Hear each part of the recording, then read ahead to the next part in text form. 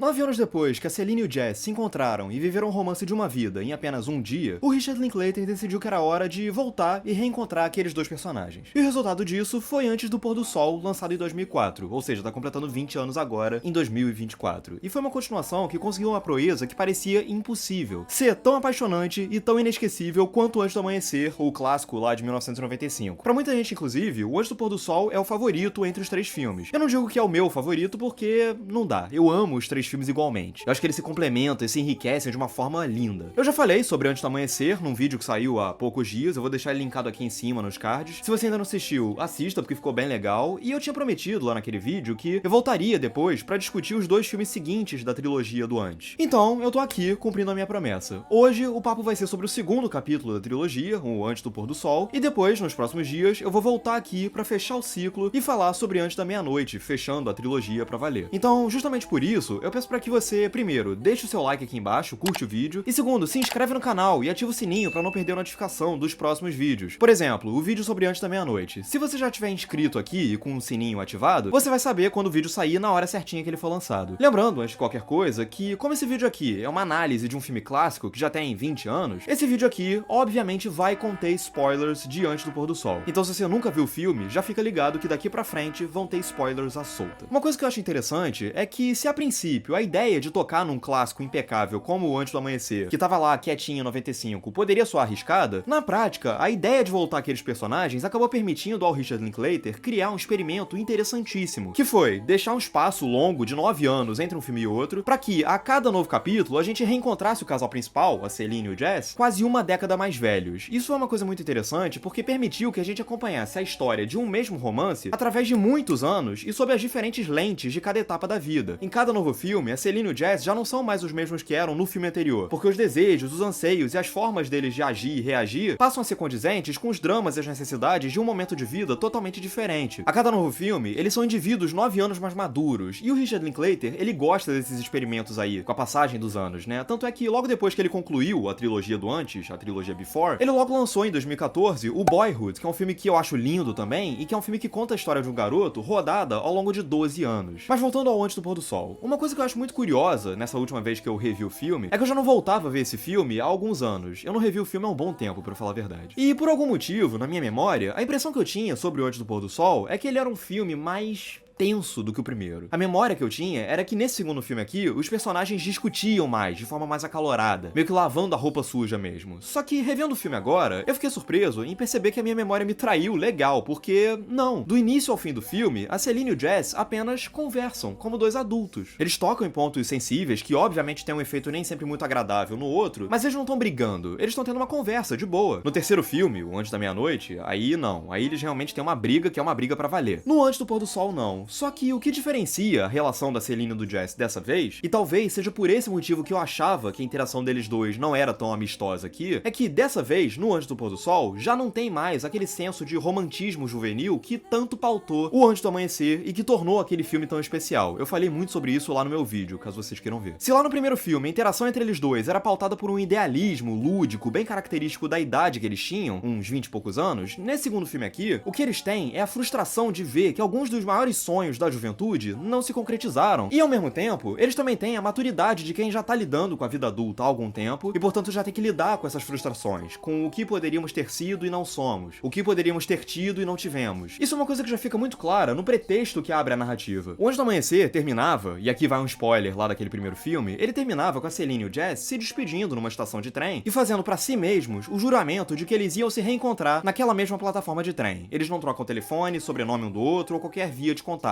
Eles só marcam a data e pimba. Por que eles fizeram isso? É uma decisão que obviamente tinha tudo pra dar errado. É claro que um deles podia facilmente não aparecer ali daqui a 6 meses por qualquer motivo que fosse. Então por que eles fizeram isso? Eles fizeram por um ímpeto juvenil, porque era uma ideia de reencontro mágico que, na cabeça de jovens românticos deles, era a coisa mais lúdica e sonhadora e romântica possível. E aí chega o Antes do Pôr do Sol, e o que aconteceu? Aconteceu o óbvio. Eles não se reencontraram 6 meses depois naquela estação de trem. A Celine não pôde aparecer porque a avó dela morreu, e o Jesse apareceu cresceu lá sem saber que a Celine não ia poder aparecer, e provavelmente ele passou muitos anos amargando essa frustração de ver que aquele amor juvenil não se concretizou. Tanto é que agora, no Antes do Pôr do Sol, o Jesse tá lançando um livro contando uma trama claramente inspirada naqueles eventos que ele viveu no Antes do Amanhecer, e no lançamento do livro, numa livraria em Paris, a Celine resolveu aparecer pra reencontrar ele. E daí que eles passam os 80 minutos seguintes do filme conversando e rondando de lá pra cá por Paris. Aliás, tem uma coisa que eu gosto muito, que pode parecer sutil, mas é uma coisa que eu acho muito bacana que rola ali, é que nos primeiros minutos de filme, enquanto a gente tá reencontrando os personagens, rolam uns flashes rápidos mostrando alguns vislumbres e recordações de flashes lá do primeiro filme. São flashes muito de relance, mas que são importantes porque eles cumprem não só uma, mas 3 funções ao mesmo tempo, uma mais importante que as outras duas. A primeira é a de recapitular pro espectador o que aconteceu no filme passado. A segunda é pra ativar a memória afetiva do espectador, pra aquecer o coração dele já de início, por perceber que ele tá reencontrando os mesmos personagens que ele amou 9 anos antes. E terceira, a principal de todas elas, reforçar, através desses vislumbres rápidos, a melancolia do que passou. O que a gente tá vendo nesses flashes rápidos não são só imagens soltas, mas sim vislumbres que vêm carregados de uma certa nostalgia e logo depois de uma melancolia em perceber que aquelas imagens ali, agora, pertencem ao passado. E essa melancolia provém totalmente do fato de que, agora, a Celine e o Jesse são adultos. Eles não são mais os mesmos indivíduos que eles eram 9 anos antes. Eles não têm exatamente as mesmas visões, os mesmos objetivos e as mesmas formas de agir e reagir que eles tinham na primeira vez que eles se viram. Não. Agora as vidas deles dois seguiram caminhos totalmente diferentes. A Celine agora trabalha como ativista ambiental numa organização chamada Cruz Verde, que, segundo ela, trata desde limpeza de água até desmantelamento de armas químicas e de entidades que possam estar poluindo o planeta. Eles lidam diretamente com a parte de legislação ambiental. Ela mora no apartamentinho dela ali, ela tem um relacionamento com um cara que é repórter fotográfico e que a gente nunca vê. Já o Jesse, ele agora tem um filho que a gente também não vê. E além de pai, ele também é agora um escritor que tem que atender as demandas todas da editora, tem que embarcar em uma turnê pra ir pra lançamento do livro e tem uma hora pra ser pego numa limusine pra ir, sei lá pra onde. Tem até um momento que a Celine conta de uma vez que ela sonhou que ela tinha 32 anos, acordou dentro do sonho, ficou aliviada em ver que ela ainda tinha 23 anos, e daí ela acordou de novo, dessa vez pra valer, no mundo real, e percebeu que, não, ela realmente já tava com 32 anos mesmo. A pressão do tempo afetou eles claramente. Só que ao mesmo tempo, eles continuam muito fiéis aos ideais do que eles eram. Se a Celine agora é uma ativista ambiental, é porque desde o primeiro filme ela já demonstrava uma preocupação muito grande com o assunto. Se o Jesse agora é um escritor, é porque desde o primeiro filme ele já tinha um jeito meio romântico, meio idealizado de reinterpretar as coisas que estavam ao redor dele. E por mais que tenha se passado quase uma década, eles continuam tendo conversas que giram em torno de dúvidas, de visões de mundo, de coisas simples da vida. Quais as diferenças que a Celine viu entre o povo de Nova York e o povo de Paris? Como que a gente pode aproveitar a vida? A Celine bate muito nessa tecla do aproveitar cada segundo como se fosse o último. Mas o Jesse, por outro lado, ele reconhece que é difícil, porque ele sente que o jeito como as coisas são meio que induzem ele a enxergar tudo com um senso de insatisfação que nunca vai embora. E a Celine deduz que isso pode ser uma depressão. Daí a Celine reclama que muita gente chega no trabalho dela com visões idealistas de mundo, e ela critica essas pessoas por pensarem só no objetivo e não no processo todo que leva até esse objetivo. Daí ao ver a igreja Notre Dame longe, o Jesse, curioso como ele é, conta uma história que ele soube sobre a Notre Dame de sei lá quantos anos atrás. E eles continuam relatando um pro outro os sonhos, os pesadelos que eles já tiveram. A Celine dá meio que um esporro no Jesse só por ele dizer que o mundo parece que tá bem. E ela fica, claro que não, o mundo tá ferrado e tal. Então, por mais que tenham se passado 9 anos e os personagens tenham evoluído e mudado os seus jeitos de ser, o cerne da personalidade deles, que a gente conheceu no Antes do Amanhecer, continua se manifestando aqui no Antes do Pôr do Sol. E isso torna mais convincente pro espectador que aqueles indivíduos ali são versões mais velhas daqueles mesmos que a gente conheceu 9 anos antes. E mais uma vez, assim como no primeiro filme, a gente passa a entender melhor quem são aqueles dois sujeitos, menos pelo que eles fazem e muito mais pelo que eles dizem, pelo conteúdo da fala deles, que expõe as dúvidas, os gostos e as personalidades deles. Em outras palavras, se o Antes do Amanhecer era sobre uma paixão regada a romantismo juvenil, o Antes do Pôr do Sol é sobre o fato de que a vida continua. Por isso que constantemente nesse filme aqui, a gente vê a Celine e o Jesse conversando sobre o que ocorreu entre um filme e outro. A Celine tem um namorado, o Jesse virou pai, a Celine de vez em quando se arrisca a escrever uma letra de uma música e a tocar um violão. O Jesse conta que ele chegou a ter uma experiência numa banda. A Celine trabalhou numa organização que ajudava vilas mexicanas e ela viveu cada coisa lá. O Jesse escreveu e publicou um livro, combinando boa parte das coisas que ele viveu com a Celine lá no primeiro filme. Ou seja, por mais que eles já tenham se conhecido lá no primeiro filme, eles ainda estão se conhecendo e se descobrindo aqui nesse segundo filme, porque o tanto de tempo que eles passaram sem se ver entre um filme e outro permitiu a eles que eles ainda pudessem estar se conhecendo aqui. Agora, a história mais reveladora nesse sentido é quando a Celine conta pro Jesse que ela morou em Nova York mais ou menos na mesma época em que ele, o Jesse, também morou. E aí ele lamenta por que eles nunca se viram. Ao mesmo tempo, depois, eles começam a elocubrar se em algum momento eles já se viram na rua sem perceberem. E eles concluem que talvez sim. Ou seja, eles não estão só contando sobre as coisas que eles viveram viveram entre um filme e outro. Eles estão contando, principalmente, sobre o que eles perderam, sobre o que um fez e o outro não tava lá pra ver. Eles moraram em Nova York na mesmíssima época, mas nem ficaram sabendo. Não fizeram nada juntos. Por quê? Porque eles nem imaginavam que eles estavam tão perto. Porque a vida continuou. E é justamente pela vida continuar que pensar nas escolhas que a gente fez, e pior, nas escolhas que a gente não fez, no que passou pela nossa frente e a gente deixou passar, é algo que dói, que consome a gente, mas ficou pra trás. E aí, voltando àquela fala da Celine sobre aproveitar cada segundo da vida como se fosse o último, essa frase, por si só, é a filosofia que o Antes do Pôr do Sol adota pra sua própria narrativa. Se no primeiro filme existia o fator deadline, né, dos personagens precisarem viver aquele romance ali em apenas um dia, aqui nessa continuação, esse conceito fica mais estreito ainda, porque, dessa vez, o deadline que a Celine e o Jazz têm pra passear por Paris e pôr o papo em dia é de apenas 1h20. Eles estão ali, passeando, mas daqui a pouquinho o Jazz vai ter que embarcar no avião e partir pra outro lugar. E aí começa o que, pra mim, é a principal questão do primeiro filme que essa continuação aqui evolui, leva pra outro patamar, que é o tempo. A maneira com que o Antes do Pôr do Sol lida com a passagem do tempo dentro de uma única narrativa é ainda mais ambiciosa do que no Antes do Amanhecer e ainda por cima representa um desafio técnico impressionante, porque se o primeiro filme cobria 24 horas, ele tinha várias elipses, ou seja, passagens de tempo entre uma cena e outra pra fazer aquelas 24 horas caberem em 1h40 de filme, essa continuação aqui é um filme que dura 80 minutos e a história que ele tá contando dura 80 minutos. E não tem saltos no tempo. Não. Tudo que se desenrola no filme inteiro vai fluindo em tempo real, sem elipses. É uma imensa conversa de 1h20 e ela vai se construindo através de planos longuíssimos que duram vários minutos e vão acompanhando os dois personagens perambulando pelas ruas de Paris enquanto eles conversam. De um ponto de vista técnico, é um desafio enorme pra todo mundo. Pro Richard Linklater, porque ele tem que manter um clima coeso daquelas conversas e o interesse do espectador sob controle. Pros atores, pra Julie Delpy e pro Ethan Hawke, porque eles têm que sustentar e carregar aqueles diálogos ao longo de takes enormes sem poder errar uma linha durante muito tempo. E pro diretor de fotografia, o Lee Daniel, que é o mesmo do original, ele volta aqui, porque ele tem que rodar aquelas tomadas longuíssimas sob a luz do sol sem poder errar nem por um segundo, porque se ele erra uma coisinha minúscula que seja, ele tem que voltar lá pro início. E de novo, o tempo do dia tá passando, então se tiver que repetir uma tomada, pode ser que daqui a poucos minutos o céu já não esteja mais o mesmo. Inclusive, o filme inteiro foi rodado em 15 dias. E o bacana é que todo mundo que eu mencionei aqui agora é extremamente bem sucedido nessas tarefas que eu citei. Todo mundo consegue cumprir esses desafios de forma absurdamente vitoriosa. E a abordagem visual do Lee Daniel ao acompanhar aqueles personagens, alternando entre planos que pegam eles de costas e de frente, mantém uma coerência com a dinâmica e a abordagem do primeiro filme. Só que a grande questão, nesse ponto aí das escolhas técnicas do filme, é que, na prática, esses virtuosismos técnicos do filme funcionam justamente porque eles não chamam a atenção pra si mesmos. Essas escolhas estão lá, representam um desafio técnico imenso, o resultado é sim tecnicamente admirável, mas eles não estão lá como um mero capricho, como um exibicionismo com um fim em si mesmo, do tipo, olha como eu consigo rodar esses planos tecnicamente dificílimos. Não. Essas decisões estão ali pra ajudar a cumprir uma função maior, que é ajudar nós, espectadores, a embarcarmos na linha de raciocínio dos personagens em si. Esses planos longuíssimos que vão se conectando sem elipses e registrando aquela conversa ali num contínuo em tempo real, estão ali pra fazer a gente mergulhar no flow dos pensamentos e das conversas da Celine e do Jazz, que vêm e vão de forma tão natural e espontânea que acaba que, em vez de a gente ficar pensando, puxa, deve ter sido muito difícil rodar esses planos, a gente simplesmente imerge naqueles dois personagens. A técnica passa a complementar e enriquecer a experiência total em vez de se descolar dela. E com isso a gente sente exatamente como que a Celine e o Jazz se sentem aqui no Antes do Pôr do Sol, forçados a se deparar e a ter que lidar com todas as decisões que eles deixaram passar em apenas 80 minutos corridos, e tendo que raciocinar pra chegar a uma conclusão sobre elas logo, rápido. E assim como acontecia no Antes do Amanhecer, toda a trajetória e o estado de espírito desse casal é refletido em todo o cenário, em todo o espaço que cerca eles dois. Se no primeiro filme eles estavam em Viena e eles acabavam quase se deslocando e se isolando do espaço que estava ao redor deles, dessa vez, o palco das discussões deles dois é Paris, a capital francesa, que é praticamente uma cidade personagem. Ela reage direitinho de acordo com cada movimento, cada dúvida, cada passo dado pelo casal. E mais uma vez, assim como acontecia com Viena lá no primeiro filme, as tomadas que mostram a cidade e as suas belezas particulares estão todas ali. E alguns dos pontos mais inconfundíveis da cidade são importantíssimos. A gente vê a Notre Dame, a gente vê o Bateau Mouche, né, aquele barco que cruza o Rio Sena. Mas esses pontos estão ali muito mais pra complementar o entorno daqueles dois personagens e pra servir de plataforma para as conversas deles dois, do que pra chamar atenção pra si, como um cartão postal. E além disso, mais uma vez, o cenário ao redor deles dois vai se modulando e se adaptando à própria condição do relacionamento deles dois e a cada estágio da relação deles. Só que o que mais chama atenção é que dessa vez aqui, eles não estão numa cidade que é um ponto fora da curva pro itinerário deles, como era Viena lá no primeiro filme. Não. Dessa vez, eles estão numa cidade que já é conhecida por eles dois, mas principalmente pra Celine, que, afinal de contas, mora ali. E o que é muito interessante, e me salta salta muito aos olhos é perceber a quantidade de vezes nesse filme em que a Celine aparece guiando o Jess. Vem pra cá, vai pra lá, vamos cruzar por aqui que é melhor. Agora vamos por aqui, que ali tem um café maneiro e tal. Ou seja, ela tá numa posição muito clara de comando do itinerário, porque ela conhece aquela cidade na palma da mão. Só que ao mesmo tempo, chega um momento do filme, mais lá pra frente, em que o Jess também começa a assumir uma postura mais ativa nesse itinerário, porque ele tá com hora, então ele precisa ditar melhor o ritmo e o andamento do rolê. É ele quem oferece carona na limusine dele pra deixar a Celine em casa. Então é um jogo em que meio que os dois vão entrando em harmonia depois de muitos anos, e isso vai se espelhando na direção que os dois passam a dar pro itinerário que eles estão percorrendo. Os dois encontram um ponto de equilíbrio sobre o poder que eles têm. Isso culmina num momento que é inesquecível, que... Lembram que lá no primeiro filme tinha uma hora em que o Jess tentava tocar o cabelo da Celine e depois recuava porque ela se virou pra ele no meio do movimento? Pois aqui no Antes do Pôr do Sol, esse gesto é meio que retribuído quando a Celine tenta tocar o cabelo do Jess dentro da limusine, e aí um movimento brusco do Jess faz a Celine recuar. É um gesto pequeno, sutil, discreto, mas que carrega uma força emocional e um link direto com um gesto similar lá do primeiro filme que liga as pontas entre um momento e outro dos arcos daqueles dois personagens de uma forma elegante, mas ao mesmo tempo muito poderosa. E tanto a Julie Delpy quanto o Ethan Hawke continuam a viver os personagens como se fossem os próprios. Cada gaguejada que eles dão, cada gesto que eles fazem oferecendo, perguntando algo rápido no meio de uma fala maior, ou então a reação de culpa, de me desculpe da Celine quando ela percebe que deixou o Jess esperando ela na estação há 8, 9 anos. Esses pequenos gestos e detalhes trazem uma verdade e uma humanidade tão absurda pros personagens que parece até que aquelas conversas são fruto de improvisos dos atores, quando na verdade não são. Eles é que conseguem sustentar a verdade, as sutilezas das performances deles. E mais uma vez, assim como no Antes do Amanhecer, o que torna o Antes do Pôr do Sol tão especial são essas simplicidades, essas coisinhas pequenas, essas ideias que a Celine e o Jess expõem durante as conversas que permitem a gente compreender os indivíduos que eles são. Nada mais apropriado do que encerrar o filme com a Celine tocando uma valsa autoral dela pro Jess, imitando o olhar e o jeitinho da Nina Simone, numa vez que ela viu ela ao vivo, e com o Jess simplesmente olhando pra Celine com um sorriso. Um sorriso de um adulto observando o amor da juventude dele e percebendo satisfeito que esse amor pode e tem permissão pra continuar agora na vida adulta. Antes do Pôr do Sol é uma obra-prima.